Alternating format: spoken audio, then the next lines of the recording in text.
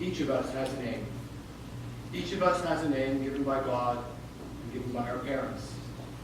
Each of us has a name given by our stature and our smile and given by what we wear. Each of us has a name given by the mountain and given by our walls. Each of us has a name given by the stars and given by our neighbors. Each of us has a name given by our sins and given by our longing. Each of us has a name given by our enemies and given by our love. Each of us has a name given by our celebrations and given by our work. Each of us has a name given by the seasons and given by our blindness. Each of us has a name given by the sea and given by our death. L'chol ish Hashem. Each of us has a name. Dear family and friends, we are gathered here this afternoon to honor the memory of Clara Senda, the loving wife of the late Michael Senda, loving mother and mother-in-law of Andrew Senda and Susan Hellick and Judy Senda, dear sister of the late Joseph Fritz, devoted grandmother of Jennifer, Ian, Joseph, and Sarah, and great-grandmother of Margaret and Rose. For the next few minutes, I'm going to share with you reflections, memories, and recollections that the family shared with me. I will say that while the stories and anecdotes I'm going to share with you come from the family, some of the words in Hungarian, I apologize in advance if I mispronounce them. That's my responsibility. It's hard to believe that I'm Jewish and don't speak Hungarian fluently. But my mother was Hungarian, my everlasting shame. So please forgive me for those mispronunciations. So Clara was born September 4th, 1918 in Rácz-Olmos, Hungary, a small town about 50 kilometers south of Budapest. Her parents were Antal and Margaret Fritz, and her older brother was Joseph, who was born in 1913. Her father was a landowner and owned a vineyard and a number of farms in Rácz-Olmos, where they had animals and grew various kinds of seeds. Even though there were very few Jews in their small town, her parents still practiced a religious lifestyle and made sure to bring in a traveling rabbi for the major religious festivals. By all accounts, Clara had a happy childhood and really did not encounter any anti-Semitism until her later years in Budapest. When she was only 10 years of age, her parents sent her to a boarding school in Budapest. According to her children, Andrew and Judy, Clara was quite a rebel in boarding school and high school.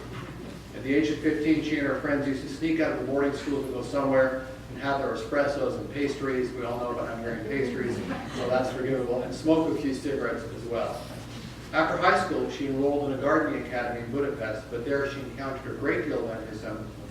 She eventually quit without graduating with her degree, because she couldn't stand all the Jew baiting that was going on. Then with her parents' help, Clara began studying hotel management at a famous pension in Budapest. World War II began in September of 1939 with the Nazi invasion of Poland. In the early years of the war, the situation in Hungary was better for the Jews than in most European countries occupied by the Nazis, even though the levels of anti-Semitism began to rise significantly during this period. A few months before the war broke out, few months after the war broke out in December of 1939, Clara was to meet Michael Senda, the love of her life. Michael was born on November 3rd, 1912 in Dunaharaszti, Hungary. This small German-speaking enclave was located just south of Budapest, and the town had no more than 30 or 40 Jewish families. In 1939, a chance car accident brought Michael to the office of this insurance company to settle the claim. There he made a distant relative who invited Michael to a party that evening to meet some of his friends. So Michael and Clara first met on December 15, 1939. Clara told me that when she met Michael, the first thought was, I like him. This instant fondness turned into a mutual deep love that Michael and Clara shared for many years to come. Soon, Michael met Clara's parents, who approved of the match, and after several months of diligent dating, in Claire's words, you can interpret that how you wish. The couple was married on June 16, 1940, in Claire's parents' home in Russell. At first, the couple lived in Dunahardsvik, but then moved to Budapest in 1942, forced again by the anti-Semitism on the rise during those volatile times in that small town. These were difficult years. Like the majority of Hungarian male Jews, Michael was forced into labor battalions in Munkacsó, and he served most of the next 3 years in harsh labor camps in various areas of the Nazi rule. But the couple loved for each other withstood these bitter times. Claire would often follow Michael to his various destinations, risking her life to be near him. Wherever he was sent, she would find a way to go and visit him. She was quite fearless. Traveling in those years was risky, but she took the risk, and the duty shared with me every day. On March 19, 1944, the situation for Hungarian Jewry dramatically worsened. The Nazis occupied Hungary and began to deport hundreds of thousands of Jews to Auschwitz, as were almost certain death. Among those swept away in the tide of Nazi hatred were Claire's parents, Antal and Margit, who were deported to Auschwitz from Rasalmach and perished there. Claire begged her parents to leave, but they said they would not go, that they would be safe where they were. Everybody knows us here. This is where we're from, they said. In fact, they even tried to persuade Claire to join them because they thought she would be safer in the country. Her brother Joseph also did not survive, and appears to have died later in a Russian labor camp just before the war ended. As I mentioned earlier, the Nazis moved to Hungary on March 19th. At this point, Claire was very pregnant. Andrew told me that many years later he asked his mother, "What were you thinking, having a baby when all this turmoil was going on?" It was quite deliberate, he learned. Claire said she was worried her husband Michael might not come back, as many did not, and she wanted to at least have one child from him. As luck would have it, Andrew was born 9 days after the Germans marched into Budapest on March 28, 1944, 73 years ago. Shortly after his birth, Claire and her family moved from the Buddha side to the ghetto, from the Buddha side to the ghetto, which was on the Pest side. By this time, the yellow stars had to be worn, and it would have been increasingly dangerous to be outside of the ghetto, though the ghetto was not without its dangers as well. Claire and her extended family from her husband's side moved into a building, a kind of Red Cross orphanage, with mostly women and children. Every once in a while, some men would come in and rough the people up. Once, some even held a gun to Claire's chest and threatened to kill her and the rest of the family, but they still managed to survive. While Andrew was too young to remember things firsthand, he did know that his mother saved his life.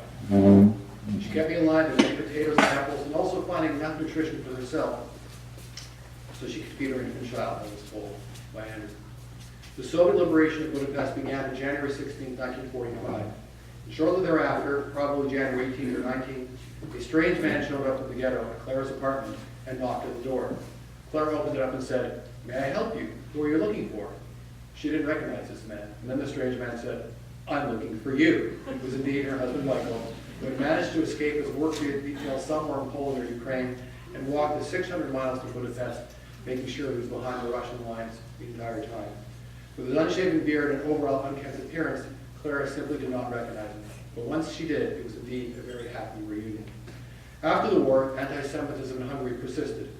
Even though Clara wanted to leave, the couple still remained in Budapest. There they continued to raise Andrew and his younger sister Judy, who was born in 1947. Michael went on with his business, but the communist government's screws were tightening and the rules were changing. Eventually, from about 1950 or on, you weren't even allowed to own your own business. So Michael found various jobs in government-owned enterprises. Claire and her friend each bought a knitting machine, and they would knit pieces that would eventually be turned into sweaters. When the 1956 Hungarian Revolution took place, Claire was determined to leave, but Michael was less willing, especially because he did not want to leave his aging mother. Judy said, "I think she regretted that they didn't leave right after the war, so she said, 'Here's another chance.'" Thus, in 1957, a year after the Hungarian Revolution, the family decided to finally make their move.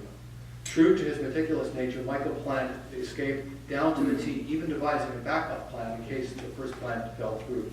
As luck would have it, after making to the border in the back of a truck filled with steel rods and arriving at a safe house, the smugglers who they had paid out lost their nerve. But Michael was able to rely on his backup plan when he contacted a second set of smugglers who agreed to spirit the family across the border. The actual crossing at 3 a.m.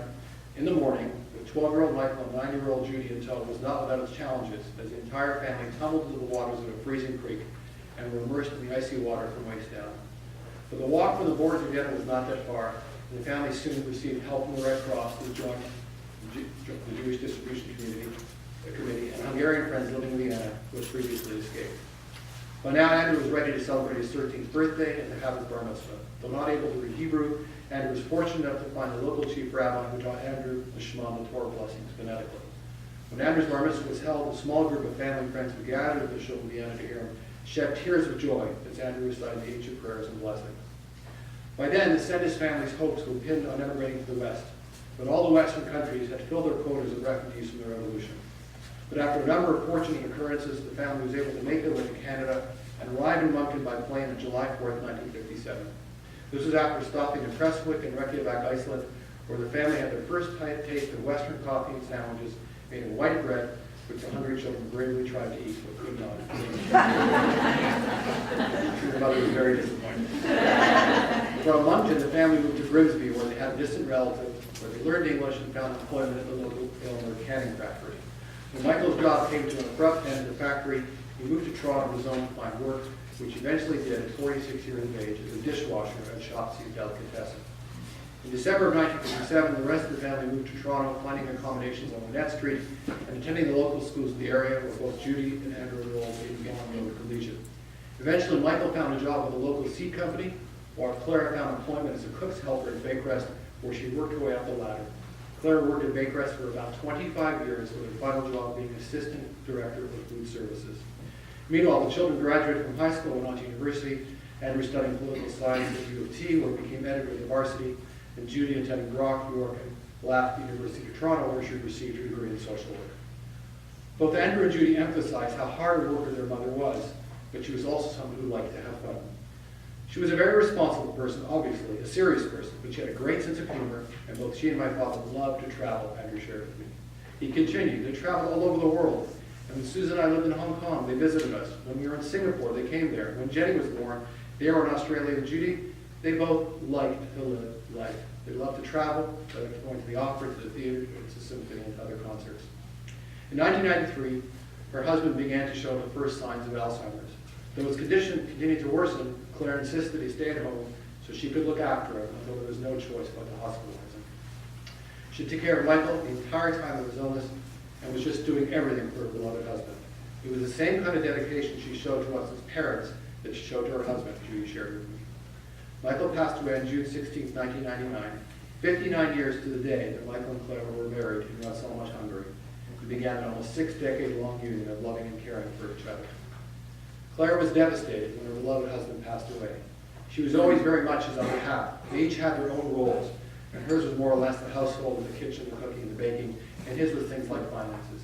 He'd go to the bank, while Claire didn't even know how to write a check, Judy shared with me. Nevertheless, after Michael passed away, Claire took over everything and figured everything out. She did a very good job with it. Claire's devotion to Michael was only matched by her love for her children. When I asked Andrew and Judy what Claire was like as a mother, they both used the same word. She was fantastic. One of the things she always insisted on, Judy recalled, was that Andrew and I never be mad at each other. We had to get along. She would not stand for it if we didn't get along with each other. Andrew reflected, I'll tell you this to illustrate her dedication. I remember one time I was struggling with a German assignment in high school, maybe around grade 10. I was really struggling with it.